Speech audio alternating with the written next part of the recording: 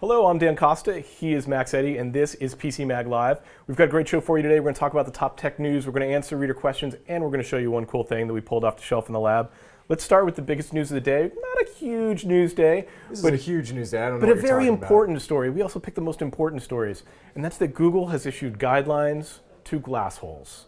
They are offering some advice for people with Google Glass in the Explorers program for how to use the device and how to not look like a jerk, which is apparently a bit of a problem. I mean, it's pretty hard to not look like a jerk when you have Google Glass on, but they have some good advice, like asking for permission before you record something, because that's just what humans do. But they got to separate. You should ask for permission before you record something, but you shouldn't have to ask permission just to wear them. Exactly. Like to carry a camera, you don't have to ask permission to carry a camera. Taking people's pictures, something different.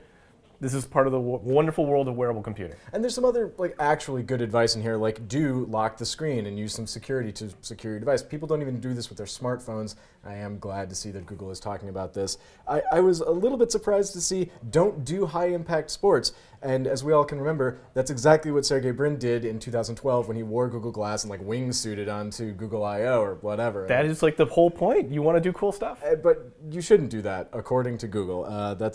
I think it's just very silly. And then just fundamentally, I like the last don't. Just don't be creepy or rude. That's all they're asking. And that's reasonable, but I was stopped by one of these that said, don't try to read a book. Don't try to use Google Glass for everything. And I think this is problematic because it covers a big problem with Google Glass, that its battery is not fantastic, but it also sort of tells people, just get used to wearing our giant information-sucking headset. Don't worry about all of our patents for reading people's emotions and watching what products you pick up. There's an insidious side to Google Glass, and I think it's important to acknowledge that. Which we've explored multiple times. Also in the news, a very cool new jet design called the jet is called the F12. It's being designed by It's not the F12, it's the Spike S512. S512, the Spike S5, but Spike Aerospace. I don't think I've never heard of Spike Aerospace before. Maybe it's a division of Spike TV. They decided to go and build a really cool jet, but they are taking something out of the plane, and those are windows. Well, hopefully not all the windows. I'm hoping I think that the pilots still get windows, yes. But the passengers get no windows. Instead, they get wall-to-wall television screens. I mean, that's what we've always wanted, right? To be trapped in a tube, traveling at supersonic speeds with nothing but television in any direction.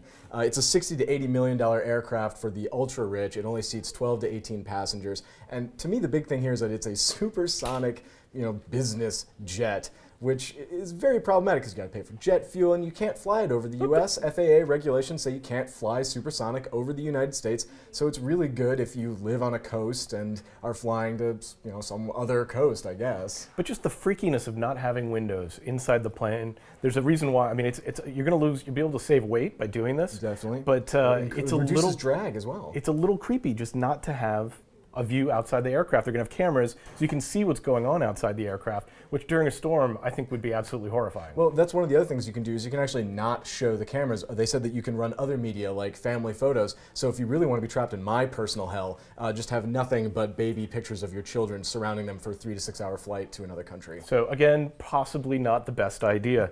Let's move on to something, since we've done our fair bit of trolling on this show. There's 2 new studies that just came out from the University of Manitoba, a professor named Erin Buckles, and she has found a strong correlation between internet trolls and, dare I say, actual trolls. People who are very trollish in real life and just bad people. I thought you were talking about bridge trolls. I know. I knew you would go there. I'm from Michigan. But yeah, there's some very interesting things in these studies. For instance, she describes a dark tetrad of personality problems like sadism, psychopathy, and Machiavellianism, and says that the internet is just a manifestation of everyday sadism. And to me, that's the important point here, that the internet doesn't make you a bad person. These are bad people on the internet. True, it gives them an outlet, but the internet isn't like some kind of horrifying machine that turns us all into our worst, most base people. That's great. That's great. Way to find the silver lining. It's not the internet that's filled with bad people, it's the world. The problem is people. We just need to get rid of all the people. And then there would be no more bad people. And there would be no more questions like this one we've got right now. Indeed. Let's move on to a reader question. We got this one via email from Charles. Charles wants to know, regarding headphones, how effective are the microphones built into headphones in cutting down background noise? Obviously, he wants to use the microphone to make phone calls, but also wants stereo headset to listen to music. So this is sort of like if you've got an iPhone or whatever, it comes with those. It kind of comes with little earbuds. They've got a microphone built in there, and sort of meant to be an all-purpose device. But our analyst Jamie Landino says it really doesn't do a great job. If you want to get noise cancellation for making phone calls, it's not going to be great for listening to music at the same time. So he actually recommends if you're making a phone call, get a Bluetooth headset like the Era by Jawbone or the Plantronics Voyager Pro HD. If you can stand to listen to music in only one ear, you can do that too. But unfortunately, you kind of need like a dedicated device. Yeah, they've got the circuitry, they've got the noise cancellation, they're built for that task. Exactly. And in your phone calls, you can make them with the microphone, but don't expect a lot of noise cancellation. Yeah. And don't expect great calls. Yeah, that seems reasonable to me. All right, it is now time for one cool thing. Every year we test thousands of things here in our lab in New York City. Every day we take one thing off the lab shelf and show it to you live on air. Today that thing is the SoundLink III. It looks a little similar to the SoundLink II, which we loved, but it's the latest version of Bose's Bluetooth headset. And at $300, it's not cheap, but it is really one of the best sounding Bluetooth speakers that we've ever tested. We're still in the process of testing it. We're going to have a review up probably within hours. But really a great, well-packaged, solid product. Yeah, it's really nice. One of the things that we did note in our previous review, and hopefully they'll fix it in this one, is this really isn't for audiophiles. It doesn't give you all the sound, and actually the previous version we're talking about here clipped some of the audio as well. So if you really want to get the full experience from all your music, you're not going to want to get something like this. It's a portable speaker. I mean, you're not going to get good stereo separation. Yeah, exactly. It's designed to be thrown. It's just about big enough. I travel with a Jambox a lot, just because I like to have music with me when I'm on the road.